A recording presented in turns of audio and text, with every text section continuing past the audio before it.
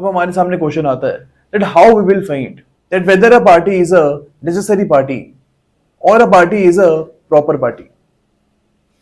अब इस क्वेश्चन का जो आंसर है इट इज नेसेसरी बिकॉज अगर आप ऑर्डर 1 रूल 9 देखोगे वहां पे चीज गिवन है कि अगर आपने एक नेसेसरी पार्टी को सूट में ज्वाइन नहीं किया, if you have not joined a necessary party in a suit, then the suit can actually fail.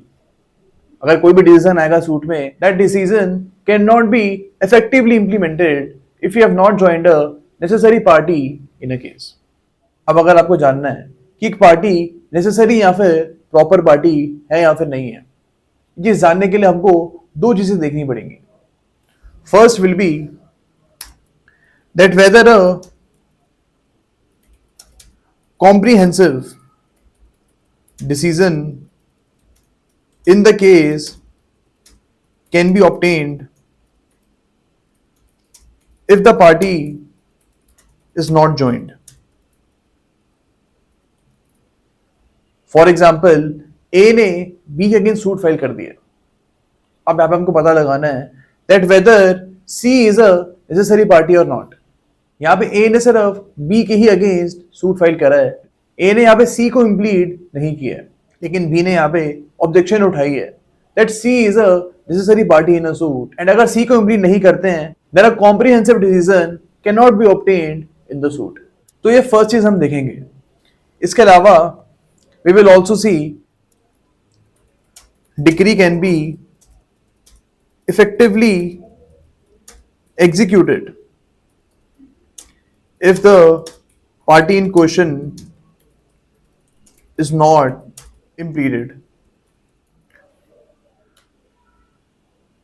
यानी हमको ये चीज भी देखनी पड़ेगी कि अगर हमने इस पार्टी को ज्वाइन नहीं किया है, अगर सी को हमने इस केस में ज्वाइन नहीं किया है, तो क्या इस केस में जो डिक्री आएगी whether this decree can be effectively executed.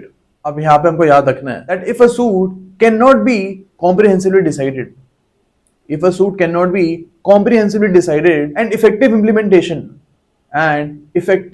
implementation of the decree cannot be done without the presence of C, then in that particular case C will be a necessary party. यहाँ पे C को हम necessary party मानेंगे because अगर C को हमने attach नहीं किया तो ये बाद में जाके एग्जीक्यूशन ऑफ डिक्री में कोई इशू क्रिएट कर सकता है, and that is why C को इस सूट में होना ही पड़ेगा. लेकिन if a comprehensive decree in the suit can not B obtained, a comprehensive decree in the suit can not B obtained but the decree can be effectively implemented. The decree can be effectively implemented and executed without the presence of C. In this particular case, C will be a proper party. यहाँ पे suit में जो decree है वो comprehensively decide नहीं होगी, लेकिन इस डिक्री का एग्जीक्यूशन सही तरीके से हो सकता है without the presence of C. तो यहाँ पे हम बोलेंगे that C is a proper party. तो हमको यहाँ पे मेन चीज ये देखनी है कि डिक्री की एग्जीक्यूशन सही तरीके से हो सकती है या फिर नहीं हो सकती है. अगर यहाँ पे डिक्री सही तरीके से एग्जीक्यूट हो सकती है without the presence of C, तो यहाँ पे हम बोलेंगे that C is a proper party.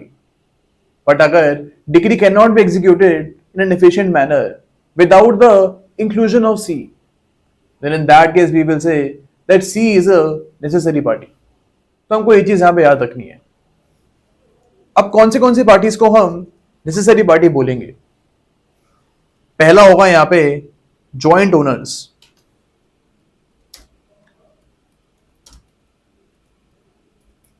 Joint owners for example A and B एक घर को जॉइंटली ओन करते थे, एंड यहां पे सी ने आके इस घर की पोजीशन ले ली.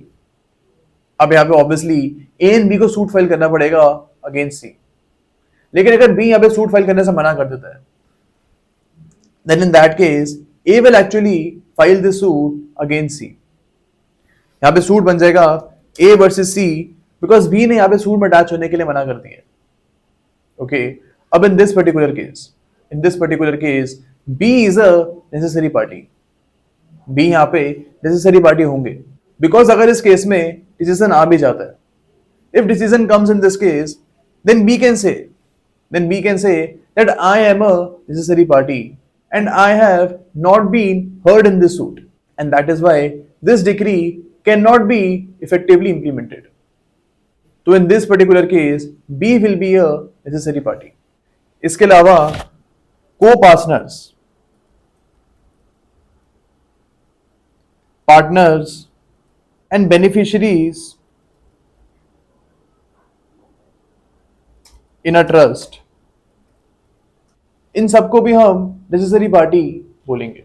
अब यहां पे आपको याद रखना है कि अगर आपने नेसेसरी पार्टी को सूट में ज्वाइन नहीं किया है, then the suit can be defeated as per order 1 rule 9.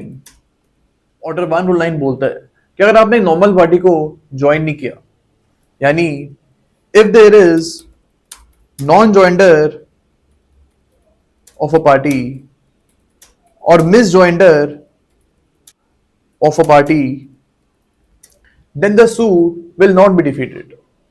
अगर ये नॉर्मल पार्टी को हमें ज्वाइन नहीं किया है या फिर मिस ज्वाइन कर दी है, तो इस चीज की वजह से जो डिग्री आएगी इसको हम फेल नहीं करेंगे. इस डिग्री को हम इफेक्टिवली इंप्लीमेंट करवा सकते हैं. लेकिन if there is a non joinder of a necessary party, if there is a non joinder of a necessary party, then in that case the suit can be defeated. अब you will have to remember that section number 99 of CPC is actually an extension of order 1 rule 9. वहां पे भी same ही language used है. कि अगर आपने एक necessary party को सूट में ज्वाइन नहीं किया, then the suit can actually fail.